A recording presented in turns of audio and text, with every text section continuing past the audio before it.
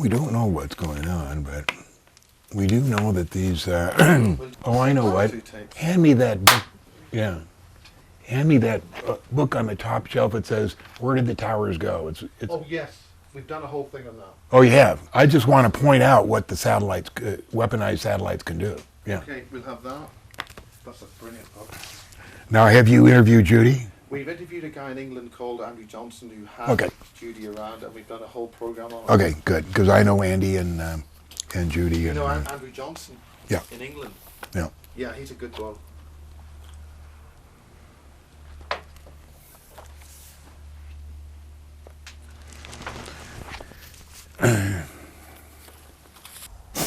We've got dragons on the table and crystals. What does all this mean? The real John Lear. We have them to eat Nassim, who's...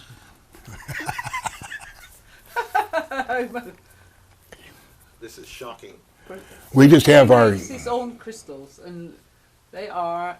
The point with the crystals, they streamline energies. Right. And so the... Okay, we've heard enough about that. Yeah. So but the dragons, let's hear something about this. Okay. And the crystals, your mother's?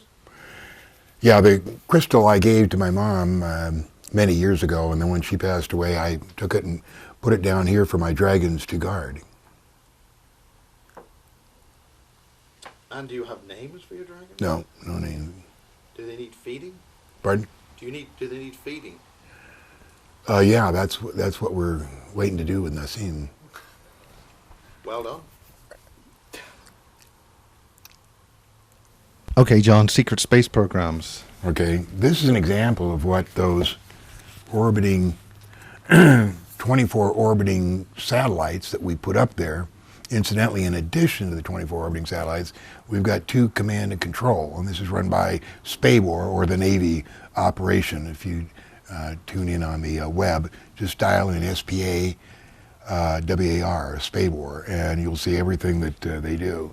Anyway, of those 24 satellites, some of them have different technologies. This technology is called molecular dissociation, and what it does is disassociates the molecular composition of a property, either a steel or steel and concrete, down to dust. And the interesting thing is that it doesn't stop there. It goes on to nothing.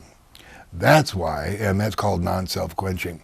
That's why when we see the World Trade Center, that we see a big, huge pond there, because the original project idea for the World Trade Center was to build buildings right there, but much bigger, much taller, and everything.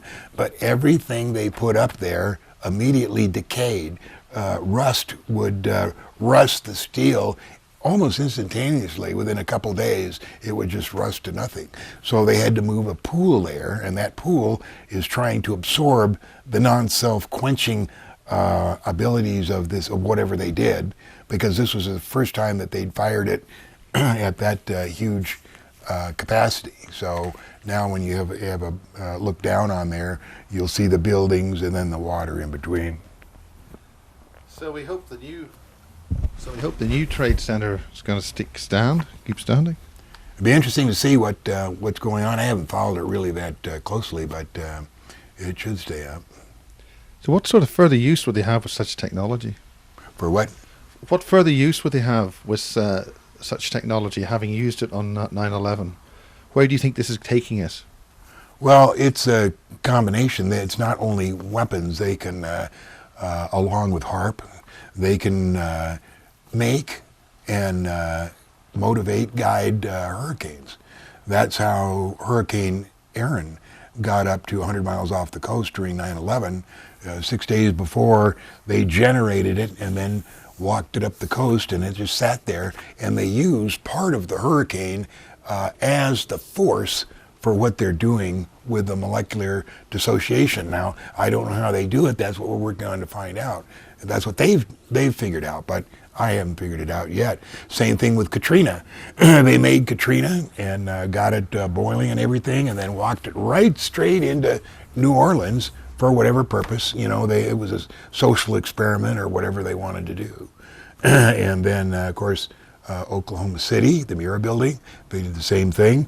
You can take, I think there's a photo in here that you can put right next to the photos of the World Trade Center, and it's the same identical damage that was done at the Mira building as was done on 9/11. So the explosions on 9/11, what was that about then? Which ones? The basement? The explosions in the building before it fell, and they've been reported by many. Yeah, I've seen. You can see them go pop, pop, pop, pop. I don't know what they are. The extra measure to make it fall. But did people see planes, or what did they see?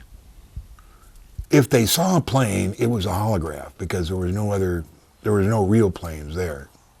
As a pilot, is it feasible for somebody to fly a jet aircraft in the way that those 3 planes flew? Not the first time. If he had practice, like 4 or 5 times, he could have done it, but not the first time.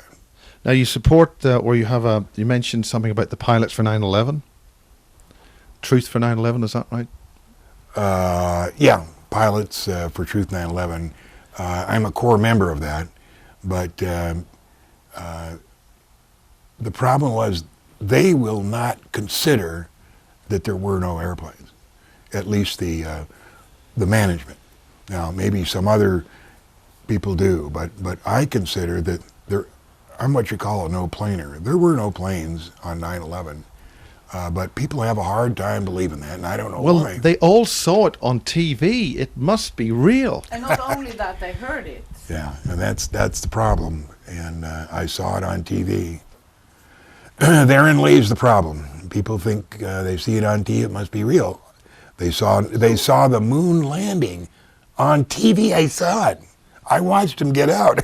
I know people who were down there who saw it flew in to the building. They saw it. I believe it could have been a hologram. But You believe what? I believe it could have been a hologram. Yeah. But I know people who said we saw it flew in, standing on the ground, and we heard the sounds. So it's not like it's only made for TV. It's bigger than that, in case that's true. But I also can tell you that Russell Targ, he told me back at when I went to the convention, the UFO convention, I asked him about this, and he said this was a hologram. He said, and I couldn't believe it, but now there are more people saying it. Well, the point is, how can they project holograms of that size? And therein lies the problem, because people are, when you say hologram, they're thinking of a Walt Disney little pixie dancing around in a little darkness area. That's all they know about holograms. They don't know that 20 years ago we could project a hologram with heat, noise, light, speed, anything we wanted, anywhere. And we used that on 9/11. Right now, the television industry is ready to bring out television quality programs that you could put right on your desk, and you have a little thing here. You can raise it up like this. I mean, you can enlarge it. You can bring it down to small. You can move it over there. You can move it over there, wherever you want, and it looks just like. And you can stand all around it and see from all sides. And the Japanese, a year ago, announced that not only do they have that, but they have it. They have touchy-feely 3D holograms that you can touch it. 10 years ago, they invited 30 of the top TV industrials, producers and stuff, and similar to that, they took them into a small theater that accommodated about 40 or 50 people, and sat them down, and they said the future of television. A normal light like that, the lights didn't go out, and the guy comes from behind the curtain. He looked maybe well over 60, white hair, glasses. When he started talking, is obviously Eastern European with an accent. He started talking about the TV, how the tubes were initially made, the cathode ray tubes, and how it developed into this and that and so on. And as he's talking, he gets off the podium, walks up one aisle, down that aisle, looks at the audience, takes off his glasses, cleans them, walks up one aisle, down another aisle, gets back up on the podium. Everybody, by about this time, everybody's getting bored of stuff they've already heard. And he says, I want to thank you very much. And then just turned him off like that in front of everybody. Wow. It's just like what you're saying, but this is what they can do, but they can't bring it in right now because it's too close to 9/11. People are going to associate, when they were yelling at John Lear, 5 years ago saying this was possible and saying it's impossible. There has to be a screen. There has to be a background. There has to be something we can project it on. It's bullshit. They don't know what's going on or how things develop, so. John, I'm disturbed. What? I mean, Nassim and Anna, how can her paradigms, but tell me this, John. Who on earth could possibly disagree with anything you say? Nassim? Nobody I know. They totally agree. Of course. And what do you feel about these guys? And you have fun. Yeah. That was a question, not a statement. Oh, what was the question? How do I feel about it? The bad guys, these people who do this kind of thing. What stuff? Oh. How do they get the stuff up there? Who's going up there? What's actually going on? I don't know that much. How they get it up there is, when the shuttle used to go up, they always, it only takes 11 minutes to orbit. But we always took 3 days. And everybody wondered, why does it take 3 days? Oh, well, because there's union regulations. We've got to have sleep periods, at least 2 8-hour sleep periods, and then this, and then we give them off time and everything. And then what they're doing is they're taking up that half the cargo full and passing it off at the different satellites that are in operation. Plus, they have extra people on the the shuttle. It was built for 10 people. We only saw, at the most wheels, saw 7 go up. It probably takes 15 people, and they would drop them on the way up. Now, 2 days before the shuttle went up, what happened? They'd send 2 Russian rockets up to the ISS.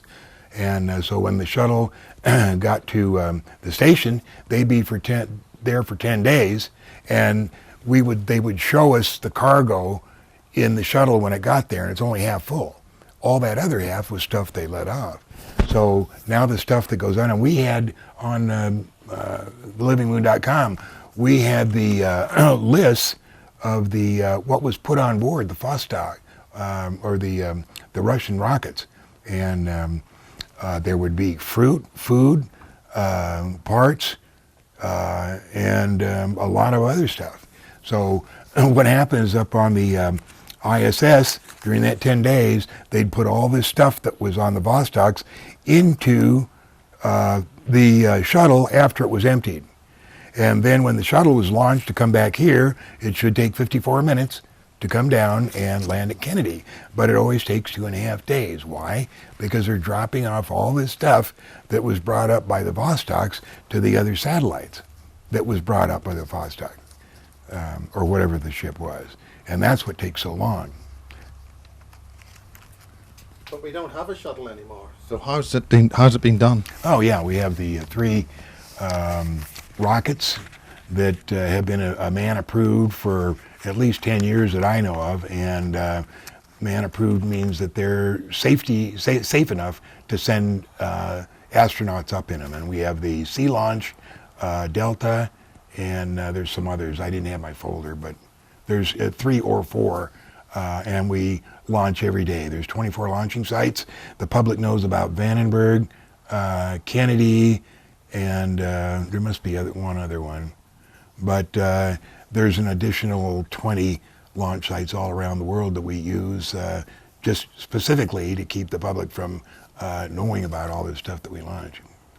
What part does NATO play in secret space Don't program? know. None? Yeah. So the NATO partners are not being involved in any of this? I wouldn't think so. in Norway, there's been this big discussion because the government had decided that we are going to buy 24 some stealth technology from Lockheed Martin. A big discussion because these planes were triple the price of everything else. And what we hear is that it's so unclear what works and what doesn't work, and they do experiments and it doesn't work. But still, the Norwegian government keeps paying huge amount of money, and you wonder, is this just dropping money for? It is. That's all it is. It's for nothing because stealth, was built against certain types of highly developed Russian radar. But that's not all the people have. The people might have some old piece of junk, which can see. You can't protect your airplane against all types of radar. So the problem we had in Bosnia is the people that were tasking the stealth fighters.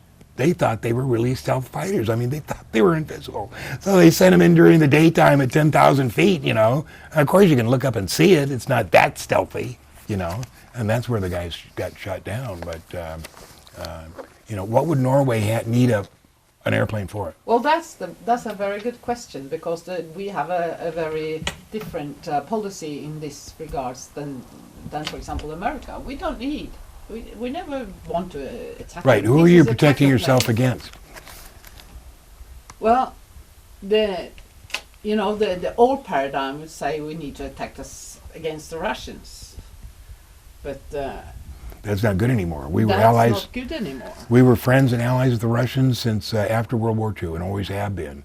We were allied together on the space program. We took the moon, they took Venus, and it was all to keep the public's attention directed towards this supposed Cold War instead of what was really going on. And what was really going on was the secret space program and other things that Russia and the U.S. did together. Okay, going back to World War II and the weapons-grade material used on Hiroshima and Nagasaki, what really happened with the German technology and what happened with the German saucers and all that stuff? Okay, what happened referred to the recent work of Joseph Farrell. Yeah, what really happened is with the weapons-grade plutonium, we couldn't produce that. We could make the mechanism of the bomb. Well, what about the bomb that went up that we all saw in the cinema at the time? In the where? In the cinema. We didn't have television. What about the first big explosions? We all saw those nuclear blasts. Are you talking about in Japan? No, I'm talking about the Manhattan Project. Yeah, that's what I'm telling you. We couldn't produce the plutonium, but we could produce the mechanism. Whereas Germany... Yeah, but we saw them blast. We saw that... Okay. Was that after? Okay, just let me finish. We couldn't produce the plutonium, but we could produce the mechanism. Germany could produce the plutonium, but not the mechanism. They realized they were going to lose this war, so they came and asked for a deal. We'll give you the plutonium if you'll let us in after the war. And we said yes. So they gave us the plutonium, which we used at Trinity, and then at Nagasaki and Hiroshima. That was Nazi plutonium. And then we started letting them in after World War II. So the deal was made in 44 or 43 then? What? The deal between Germany and America was done before the war ended. It was done in 44. Yeah. Yeah. The details of that are in Jim Marr's book right over there, and he deals that not only the negotiations, but exactly how they transferred it, the plutonium. And what about the anti-gravity stuff that some people are referring to? The John Irwin book refers to flying saucers in the Syrian desert in 1958, 59. Other people are referring to a funny, there's a current movie out called Iron Sky, which is a comedy about how the Germans survived World War II, had an Antarctic base, and then established a lunar base. What about that? I'm sure that my dad, being part of the anti-gravity system in 1952, continued through until 1956. I think that was the completion of the program, and yes, they had anti-gravity, and all they did was refine and make it better and better and better. So the stuff that we saw in 1958, 1959 was the culmination of the anti-grav that we were doing. Bearing in mind, Syria is where most of the German gold apparently is buried. Really? Yeah. They smuggle it out in little small trinkets. It's a different gold, different grade of gold. Now, we use the term anti-gravity. It's not the right term. What's the actual drive mechanism? What does things actually push against or pull against? Somebody told me that the other day, and I can't remember what it was. Somebody said, it's not anti-gravity. What is it? And there's a neat word, and I can't remember. I'll email it to you. Okay. It's just canceling out gravity. It's just no gravity. Go ahead. What? To do with the fabric of space-time. We live in a multi-dimensional universe, and the astronomers observe it with a two-dimensional instrument and get an accurate representation of what's out there. Yeah, well, everything in our solar system is is a, let me see if I can get the right word, is a illusion. It's not really here. This is just an illusion for a place for us to learn and to grow and to mature our souls. Once you get out of the solar system, everything has changed. There's not one mathematical formula or color or anything that is the same after we get out of the solar system. But right now, everything in here, for instance, if we think we're going out in time, and we, oh yeah, I was out at Alpha Centauri. That's not true. We were bypassed, and we stay right in here in the solar system while all this is going, while we're maturing. It's built specially for us. By whom, and what about these shielded planets? By those guys, I don't know. The guys that made us, I don't know. It goes so far up, I don't have any clue. The shielded planets, there's 40 planets within our solar system, and there's some closer than Pluto, some further away. And they hide them in several different technologies. One is mirrors, and then there are other technologies, and I don't know about those. What about the Russians being given Venus, you mentioned? No, we split up the tasks to do space-wise, and we said to the Russians they agreed to photograph Venus while we were working on going to the moon. In other words, we didn't waste our time and effort going to Venus. But since we didn't go to the moon, what's really going on there? And what about the bases on the back of the moon? You know, the back of the moon, I wish I could show you some pictures. There's some great, I'll show you some other pictures on the back of the moon. I don't know why people say that. It's so full of towns and cities and factories and everything. When people say bases on the back of the moon, I think of a, barren wasteland with just one little fortress back there, but it's not. There's just so much going on. This picture up here, you just look at it and you can see roads and buildings and all kinds of houses and all kinds of stuff up there, and then we'll walk around and show you some other. You need a close-up. You want to go up there? We'll do that later. Okay. I'm looking right at that right now. So bases, you think of a little fortress. It's not like that. I mean, there's a huge cities like that, and you have to laugh when people, say, well, Buzz Aldrin landed on the moon. Would he touch down on one of those streets there and just, it's crazy. I don't see any streets there. Where is this? We'll have to get up close. You can't see it from where you are. When you talk about the solar system, are you talking about the local solar system, right, our sun? And as far as Pluto. As far as I've learned, the Milky Way is kind of a spin-off of the Andromeda galaxy. Is that to your? Milky Way. The Milky Way is our galaxy. Yeah. Andromeda is another, million miles or yes, 1,000 still, million? it's a spin-off. The other was, originally, the Milky Way was part of the Andromeda galaxy. Yeah. Who somehow moved away for some... yeah, no, I'm talking about just as far as Pluto. And Nassim's explanation for this is quite elegant. And we've had that scene. Yeah, but off the camera, I can say this, can I? Yes, you can. Go ahead. And that is the fact that what is considered solid is actually 99.99 in some degree nothingness, or space between molecules or protons and things. So we are basically nothingness, and the fact that we are moving with the speed of light between in and out of reality.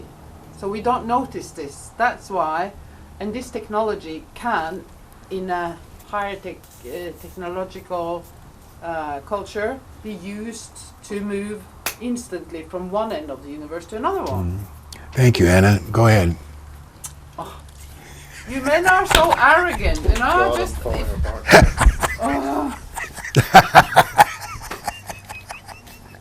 so you were meant to see that, you know, Yeah. to impress you or something. That's cool. So, and I'm sure a few others have got access to this kind of technology. Yeah. And he is a conspiracy theorist. Ramon. Well, you know, Poof won't take him to Mars, but Yeah. So funny to see. I love these things. Yeah. I'm just you trying- love what? I love these the explanation because Oh. it's so elegant, Mm. and it makes you understand things, and it's very coherent with what you observe in nature and everything. So What's she talking about? I'm talking about this Nasi, new- right. the resonance project. Yes, we're not talking about that. We're with John Lear, and we're going to close this Yeah, well, wonderful time with John, having a good time. we're listening. He's going to play it for us. What the real John Lear infers that there may be other John Lears who may masterfully mimic your extraordinary abilities. Is there anything behind that? Mm-mm. No, there isn't. What about cloning people? Have you any? Yeah, I told you that Cecil told me that he said, "What do you know about cloning?" And I said, "Nothing." He says, "If you could just be a little mouse in my pocket, you can't imagine what we've got going over in Saudi Arabia." And so he and, you know, obviously Solemn had showed him something. But Solemn died a couple of years ago. He really loved to fly these ultralights, but he was crazy pilot. He knew nothing, you know, barely got every place he went. And he died taking off at, he loved to fly at sunset. And he hit some wires in Houston and died. But he was the half-brother of Osama. And he did he had a lot of things going and had access to a lot of secrets. So Have you been told by someone that how to behave, or have they been after you? mm-mm. So concentrating on this final moment about the Super Soldier program. About what? The Super Soldier, yeah. Super Soldiers. What do you know about the Super Soldier program and the mass cloning that you just referred to? How widespread is this? What's going on there? I don't know how widespread is it. I know there's in the hundreds of thousands. I know they keep them in Saudi Arabia. I don't know whether they've used them or not, but I was certainly interested in the bases video. The two girls from, what were they, Norway? Madness in the Fast Lane. No, Sweden. They were Sweden. Swedish. Swedish, yeah. That was an Twins. interesting story. Yeah, I felt that was a demonstration of a technology in plain sight, and must therefore have had some kind of a weapon strategy, because you don't demonstrate a weapon system unless you've got some person who you want to see it. There's another aspect of this conspiracy, and that is the. Don't want to bring in the secret societies and all that, but there are these secret bases underground for special chosen or super rich or somebody. And one of them was in Colorado underneath, and there was one in Washington and so on. And not long ago there was this earthquakes that was shallow. And they were seen, the rumors has it on the internet, that they were destroyed. Do you know That's about a story we heard. I don't know whether it happened or not, but we have, you know, at least 50 underground secret bases. As far as cities, the higher ups in the United States, for some reason, have made plans for some disastrous thing to happen to the United States. They obviously believe it's going to happen because they've made a lot of plans and things, roads, railroads, underground cities, storing of food, all that stuff underground for whatever's going to come. You know, I don't think anything's going to come myself, but this is what they've been planning for. Well, this is something that David Wilcock has come up with, but we initially in England found that there were a number of explosions, instant seismic disturbances, not a gradual quake, and these occurred in areas which are known to, or rumoured to have, underground bases of some description. That's namely in Cumbria, South Yorkshire, Cornwall, and Kent. Basically 4 points in England. Yeah, interesting. They were all roughly the same depth and all roughly the same power, which was really determined by where the sensor was which picked them up. Yeah. And this was happened about a year before any of this stuff happening, or a good 9 months before anything was happening in the US. And subsequent entirely circumstantial evidence implies there is some kind of an ET or non-human, strictly speaking, not necessarily ET, but a non-human source or origin to this kind of technology. Do you have any words on non-humans versus ETs? The difference. Ancient Earth races. No. What about the Norwegian spiral, so-called? Those were really interesting. Oh boy, I like In those. your opinion, what No. is that? I don't know. What were they? Let's ask Nassim. A bifilar Tesla spiral. From Nassim has an absolute ironclad answer to that one, right? You're talking to the wrong person. Okay, John, well, let's go walkabout and see what's going on with Okay. some of these wonderful Can pictures. I unplug here? Unplug, yeah. We'll go local. See, Oh, here yeah. this road comes down here, Yeah. and the road here, and then all these little houses and buildings and what Nancy's done. Looks like Vegas. Those are those are factories where they've taken a little black and taken off some corners, strategic corners, so you can't make a building out of it in your eyes. But right here, all this stuff there, look at those roads there. Now, these long, straight ones, those are where they join the pictures. the pictures. Yeah. So those can't be counted. No. But these, look, goes Yeah, I down can down see there. that, yeah. Here's a little airplane waiting to be flown. Factories, all that stuff. And Yeah. There's some angles here that's not. now over nature. there, that was in 1968. I was flying a Cessna to Australia, and I lost an engine. I had to come back under the bridge, so it was a slow news day, and they took pictures of this Cessna 320 flying under the bridge. You're talking about this? The top? Which one? The top with those newspaper articles. Yeah. And this is my special operations. I've been a member of that for like 30 years. And it's just a group of former special ops guys that meets here in Las Vegas every year. And then over here, Where are we? I'm not up following here, you. this was Geneva, Switzerland, the Weekly Tribune. That's when I got my aerobatic license. It says stunt pilot at 17. And this over here is, I was flying in Cairo, and the airline was called Air Sinai. And that's my crew with me. This is at the top of the Matterhorn, and this is my certificate for climbing the Matterhorn, August 7th, 1959. And this is Everest, and this is Everest, and this is the Hillary Step right there. Yeah. And just because I'm interested in that, I had that picture, but I was never there. Alice I met in Geneva, actually outside of Geneva. And this is Air Sinai, this is in Paris, this is the Learjet. This is flying a Grumman TBM. This is climbing down Sinai. The climb up is just a road you walk along around the back. And then when you come down the steps of St. Catherine's. And those steps they built, and I took those pictures walking on down. This is the MiG that intercepted me up by the Kuril Islands when I set the round-the-world speed record. And this is when I flew the... Well, tell us more about the round-the-world speed record. 1966, I went with 2 other factory pilots and an NAA observer. And we left Wichita, went to Bradley Field, St. John's, Santa Maria, Barcelona, Istanbul, Tehran, Karachi, Colombo, Singapore, Manila, Osaka, Shitosi, Shemya, Anchorage, Seattle, Los Angeles, to Wichita. And we did it in as a total elapsed time of 65 hours and a flight time of 50 hours. And in 1966, that was a big deal, but anymore, I mean, that record's been halved. This is in Afghanistan. This is at the runway in Kandahar. We used to have to land there and get gas sometimes, and then we go on to Kabul. And that top picture is flying forget what that temporarily slipped my mind.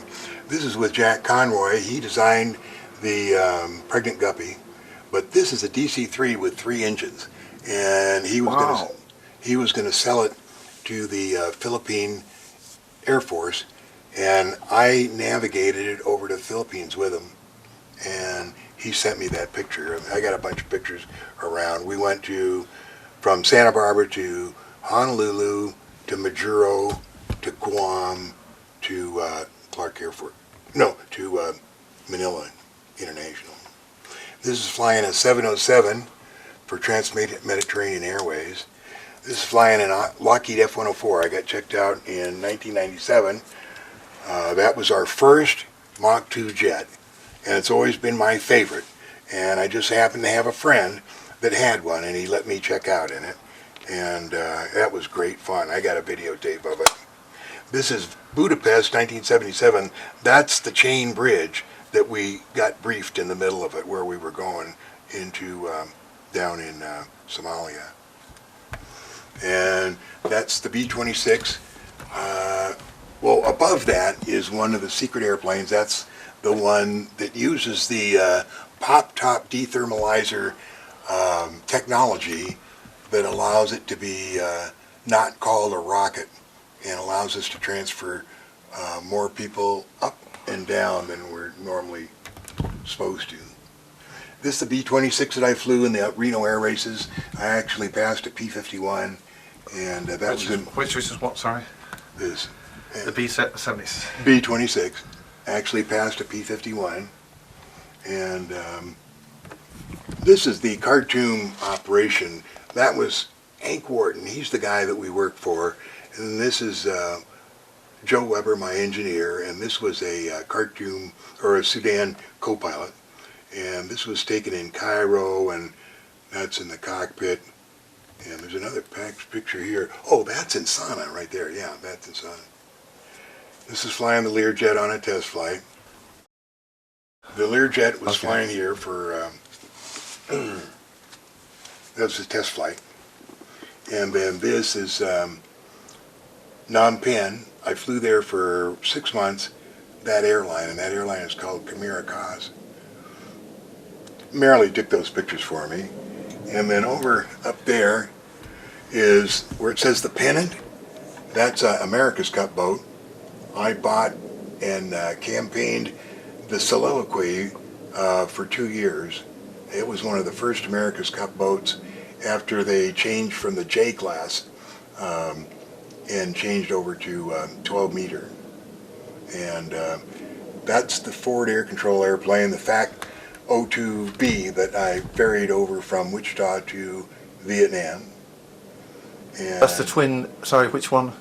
this one up here, the twin Cessna tail? 337. Yeah. It was outfitted with guns, and they used to use it for forward air control. And this is an OV-10, and I used to fly up at the test site. When you say the test site, you're referring to 51? Well, the test site is really the whole thing. Area 51 is part of the test site, but I flew in the other part, and what happened is when they'd set off underground nuke tests, they needed a plane up there to get samples of the winds before and after the test went off, so that if it vented, they'd know which way the stuff was going to blow, and also if it vented, to collect samples of what it was. and that was an OV-10. We also had a B-26 and a Beach Volpar and a Huey helicopter that I flew. What's your opinion about the crop circles that pops up everywhere? They're very carefully put there by others. I don't know too much about them, but as you will finish this. The top picture is Howard Hughes' crew on the first flight. Then below that is flying a Vampire. And then this picture right here, P-51 Mustang, 1973, Van Nuys, Zuchel gets shot down, and I had borrowed a guy's P-51, that one, and there was an ace of the base there that would continually brag about how good a fighter pilot he was, and we finally got everybody out to be judges, and I took him up. We agreed to meet at 8,000 feet, and I polished him off in about 5 minutes, and so you can't see it well right there, but there's a picture of him with his pants down, and the big Z, his name was Zuchel, and my nickname was Howdy Doody, and so it says, it's Howdy Doody time under there. This is one of the secret airplanes, comes through the atmosphere every once in a while. This is at Kandahar, parked out in front of the runway there. This is my brother, Bill Jr. And he's a pilot as well? Yes, he was. He was in the Air Force, stationed in Germany in 52, 53, 54. And then he did all kinds of things, passed away a couple of years ago. You can just take, they're all just a Marilee, so you can just, that's Marilee when she was a starlet when I met her. That's your better half, as we say. Right. And that's Soliloquy, the 12 meter. Is it your sailboat? Pardon? Is it yours? Yeah, it's 72 feet long, and Where is it? pardon? Where do you keep it? It doesn't exist anymore. Wow. I sold to a guy who took it to New Zealand and then scrapped it. Oh dear. Yeah, we do that in what we call the edit. Those, Oh yeah, sorry. all of those are speed records, diplôme de record by the Fédération Aéronautique Internationale, and they're all the speed records I held at one time. A lot of them have been broken, but anyway, I just put them all up there. That's good. This is Algiers. I was over there for a couple months in 1986. It was just a lot of fun. We were subbing for an airline over there. This is a certificate of achievement for special weapons. I graduated expert. I went through their whole couple of months of courses there just to learn how to use weapons. This is Groom Lake at night. This is the main hangar right there. This is our plane and landing. You can just see those lights going off, and barely reflected in the lake that carries water every once in a while, and you can see the mountains in the back. Does that affect the working conditions out there? What, the water? Yeah. No, because it's always on the other side. All right. This is a flying saucer taking off from Groom Lake. This was taken by a friend of mine, and you can see the saucer right there, and he's standing outside of this mountain range, and he just saw something out of the corner of his eye and just flicked at the camera, and then we enlarged it and found a real nice saucer, but you can see it's distorted there. And this is Bob. That's it. Yeah. Bob who? Bob Lazar, and I just put that picture of him, and then this is a long time ago. That's Marilee giving a kiss behind me. This is Lunar Orbiter 384M. This is a picture of a tower that sits in the middle of the moon as you visually look at it at night, and it's called the Sinus Medai, and that thing stands 7 miles high. There's a tripod. It's all made of a glass type material, and on the top there's a cube. It's 1 mile on each side, and it stands there in the middle of Sinus Medai. And at one time they sent Joe McMonagle, who was one of the Army's premier remote viewers, to remote view the soul of a guy who had just been killed south of San Francisco. And he followed him towards the moon.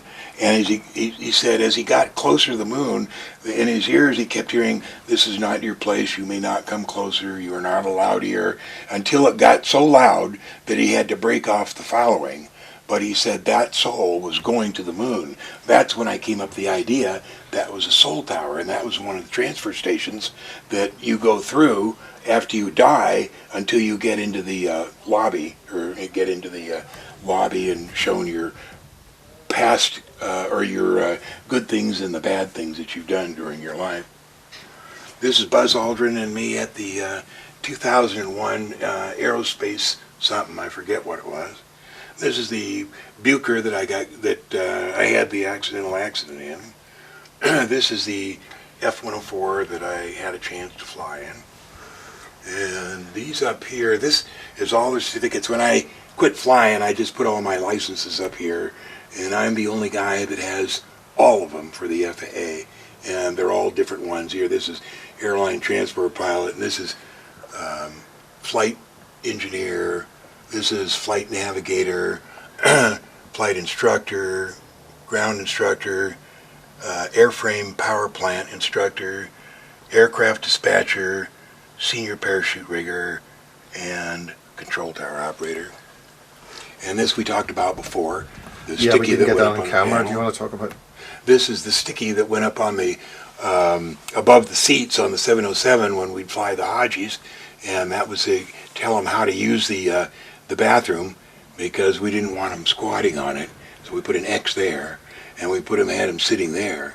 And the Saudis who drew this, and those to make it look comfortable for them, they always had cigarettes, so they showed them that they could still have their cigarettes until it was not allowed to have cigarettes on an airplane, and so then they had to X out the cigarettes, so they had to white it out there. Very practical. So And what's the significance of the 747 flying upside down? that's a 707, that was taken in 1955, and that's my friend, he was the first test pilot of the 707, and they hadn't sold any yet. They were just in the process of building it, and Boeing management told him to go down to the Seattle boat races and put on a good demonstration. And those are all the boats that were at the races. And this says Sunday, August 7th, 1955, Boeing test pilot Tex Johnson rolls the 367-80 over Seattle's Loop, Lake Washington. And I got number 9 of 707 copies of this, and Tex signed it. Real honor there. To roll a 707 before it's really flight certificated, that was a heck of a thing. No, it's No? it's obviously, it's a barrel roll. It doesn't put any extra G's on it.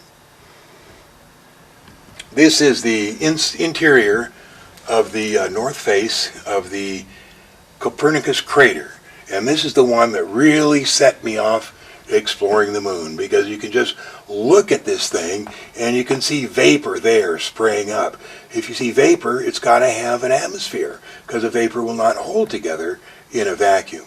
And there's a vapor, there's a vapor.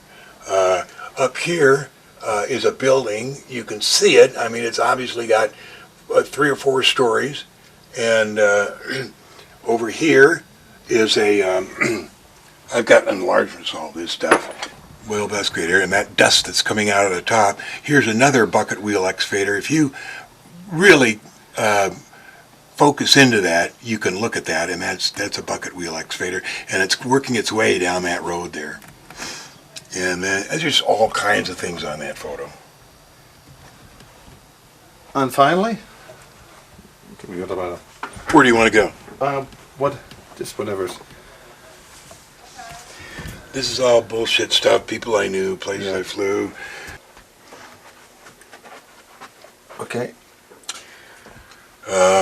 These are 3 pictures of the moon. This is the backside, and NASA really they just released a picture of the backside that they said was the beautiful highest technology they had. It's just horrible, but this is what it really looks like, and I got this by hook and by crook, and you can see it's just beautiful, detailed. The contrast, the sharpness of the photo is what can be done, but they don't do it. Did you find her? She is come back, but she's in the other house. I didn't. Okay. Shall I go and knock the door? Yeah. This is the big picture I showed you. This is Moscow crater. It's on the back side of the moon. A lot of good, interesting stuff there. This is the front side of the moon. This is the view we see, and up there, that bright spot, that's the crater Aristarchus, and that's the 23-mile in diameter nuclear reactor. And the way we can tell it's a nuclear reactor is because it puts out this blue color, and that blue comes from the Cherenkov effect when radiation hits normal air. Therefore, saying there's air there. Therefore saying that it's a nuclear reactor. And air. And air, yeah. And air.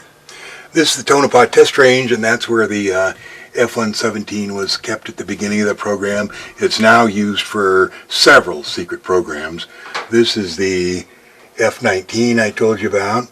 This is the interior, this is the cockpit of the A-12, which was the forerunner of the YF-12A, which was the forerunner of the SR-71. This was a single-place Blackbird, and this is the artist rendition of the F-19, and this is a photo taken out of the shuttle of one of the new pop stab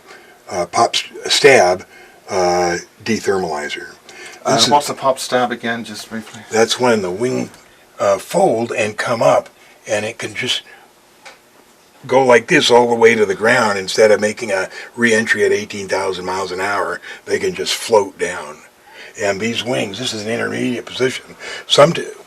The two positions are out, so it can fly like an airplane, and the other is up like that, so it can just float down with no forward airspeed, and the other is completely tucked in, so it can be launched like a rocket. Well, exactly that question was the one we wanted to ask. Well, I think that's almost end of tape here. Well, I think And any little final thing here? No, that's all this people I know. That's good stuff. Very proud. Anything here? That's That was Longchin. That was the most secret CIA base in Laos that we flew out of.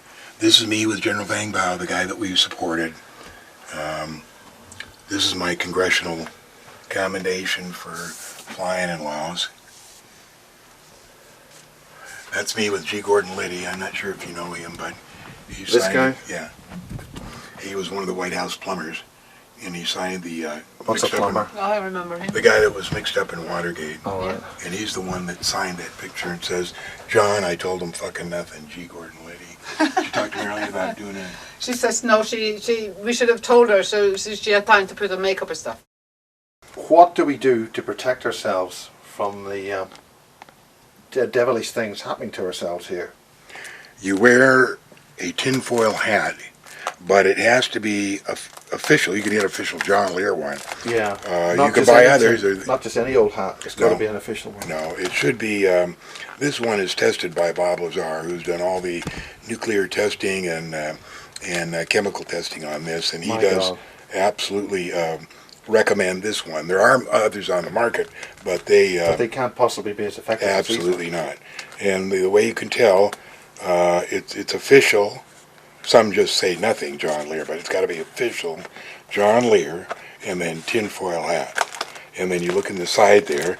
Yes. The great thing about this that you can't do with any others is pop popcorn and brew tea. These are, of course, survival things that you've got to do after the... Yeah. So That's this is what you can really use it important. for. Absolutely. But you can only do that with an official John Lear tinfoil hat. My God. you are now fully protected and safe, Absolutely. and the rest of us here are in mortal danger. Absolutely. Thank you, My John. pleasure. John Lear. Yeah. Could you play us out of bases, please?